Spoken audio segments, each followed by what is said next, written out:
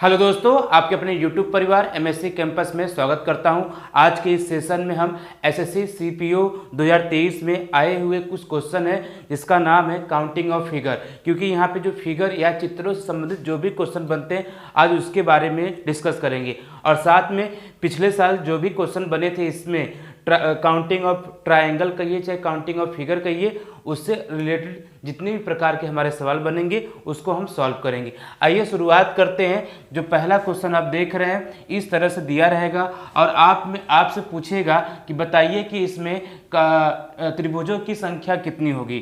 ठीक है, तो आइए शुरुआत करते हैं। इसका जो ऑप्शन भी आपको दिया गया है देखते हैं। तो जब भी इस तरह से फिगर आए तो अपने दिमाग में एक कॉन्सेप्ट को बैठा लीजिएगा। अगर आपको कॉन्सेप्ट नहीं पता है तो हमने इससे रिलेटेड काउंटिंग ऑफ फिगर से बेसिक से हाई लेवल के सवाल हमने बना दिए हैं। आप जाके उसको आप देख सकते हैं, प्लेलिस्ट में बना हुआ वीडियो है। ठीक है, जब भी कभी आपको इस तरह से इमेज मिले, ठीक है, इस सवाल को सॉल्व करने का तरीका बता रहे हैं। जो पहला सवाल है, जब भी आप कभी भी आपको इस तरह से सवाल मिले तो करना क्या है कि जो भी खाने दिख रहे हैं बस गिनती लिख देना है, 1 2 3 4, और जो बड़ी संख्या मिल रहा है ना बस उसका दुगना कर देंगे, वही आपका क्या हो जाएगा, आंसर हो जाएगा। तो इसमें भी देखिए वही चीज़ किया गया है। आइए देखते हैं, यहाँ से शुरुआत करेंगे। देखिए 1 2 3 4 5 6 7 8, बड़ी संख्या क्या मिला हमें, 8 मिला है। 8 में क्या करना है, 2 का मल्टीप्लाई कर देना है, कितना मिल जाएगा, 16 मिल जाएगा। जैसे ही 16 मिला तो अब ऑप्शन की तरफ जाइए और देखिए 15 दिया है, 13 दिया है दो ऑप्शन में, जो कि हमारा गिनने में 16 आ रहा है। तो ये दोनों ऑप्शन क्या हो जाएंगे, एलिमिनेट हो जाएंगे। ठीक है, ये दोनों ऑप्शन क्या हो जाएंगे, आपके एलिमिनेट हो जाएंगे। इसके बाद देखिए क्या करेंगे, ये देख रहे हैं कि नहीं, ये जो छोटा वाला जो त्रिभुज यहाँ पे है ना, एक कटा हुआ है। मतलब जब भी इस तरह से इमेज मिले तो करना क्या है कि बस गिनती लिख देना है, 1 और 2, और इन दोनों को जोड़ देना है। 1 और 2 कितना होता है, 3 होता है। तो इसमें जो भी त्रिभुजों की संख्या कितना बनेगा आपका, यहाँ से 3 बनेगा। और इस 3 में हम क्या कर देंगे, जोड़ देंगे।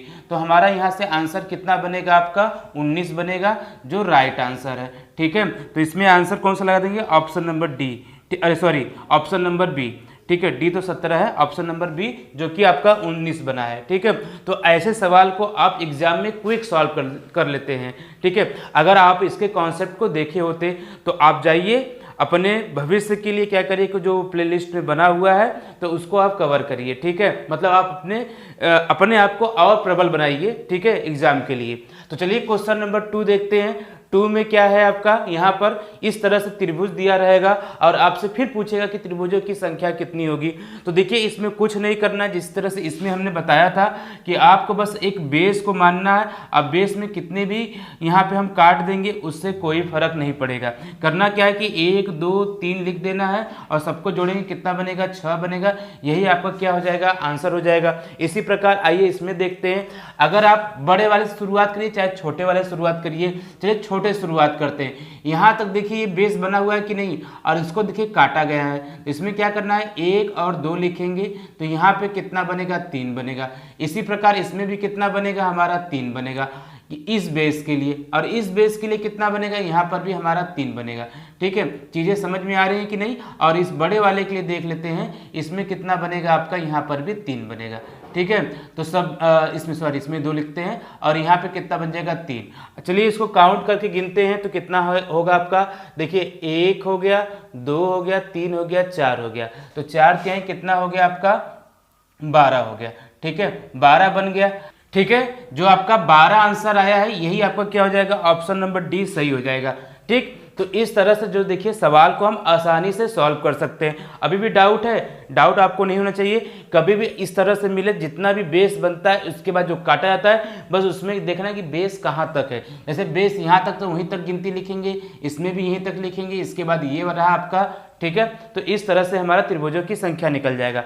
चलिए और भी सवाल जो एसएससी में पूछा गया है आइए उस पर हम डिस्कस कर लेते हैं।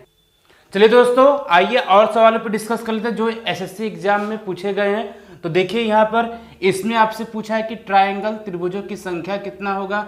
ठीक है, इस सवाल में, और इस वाले सवाल में वर्गों की संख्या, जिसमें आपका आयत काउंट नहीं होगा। तो आइए देखते हैं। तो सबसे पहले देखिए इस सवाल को बेसिक वाले फिगर से हम सॉल्व करने का प्रयास करेंगे।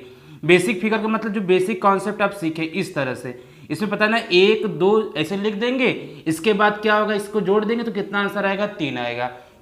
तो चलिए इसमें देखते हैं। देखिए इस वाले आधार से शुरुआत करते हैं। देखिए बीच में कटा हुआ है कि नहीं, तो 1 2 यहाँ से कितना आ गया आपका, 3 आ गया।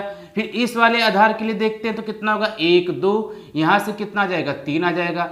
इस वाले आधार के लिए भी देखते हैं कितना हो जाएगा आपका, यहाँ से भी 3 हो जाएगा।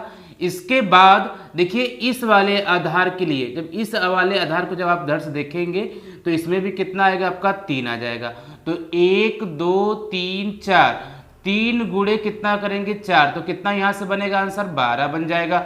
अब देखिए एक तो छोटू सा यहाँ पर भी है कि नहीं, तो यहाँ से भी 1 2, यहाँ से भी 3 निकलेगा, तो 3 इसको भी जोड़ देंगे तो कितना हो गया, 15 हो गया। तो सोचेंगे सर 15 यहाँ पे ऑप्शन मैच कर रहा है, लेकिन ऐसी बात नहीं है।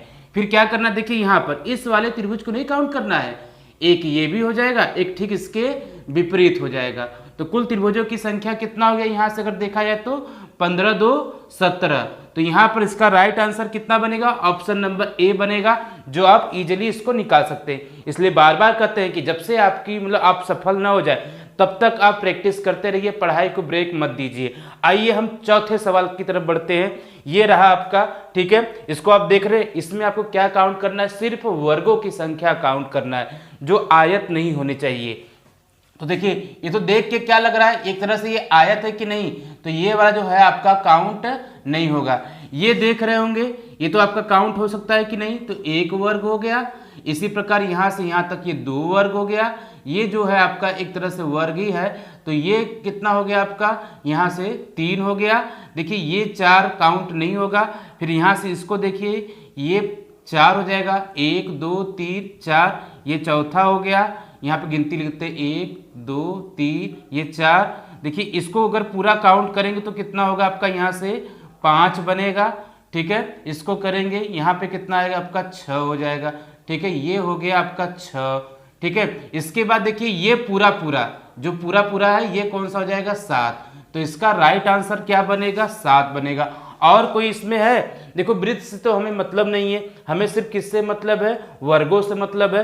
तो वर्ग वाला जो टॉपिक है ये समझ में आ गया होगा, ठीक है, कैसे हमें वर्ग का काउंट करना है। और ऐसे सवाल देखिए वाकई आप मानिए इसको, ये सब एसएससी में पूछे गए हैं। अगर आप प्रैक्टिस नहीं करते तो बहुत दिक्कत होगा, ठीक है। तो आज मैं इतना ही लेके आऊँगा, इसके बाद नेक्स्ट सेशन में और भी बेहतरीन टॉपिक और क्वेश्चन को लेके आऊँगा, जिससे आपको आने वाले एग्जाम में सफलता मिलेगी। यदि आपने चैनल को सब्सक्राइब नहीं किया है तो सब्सक्राइब कर लीजिए, ताकि आपको नोटिफिकेशन मिलता रहे। जय हिंद, जय भारत, धन्यवाद।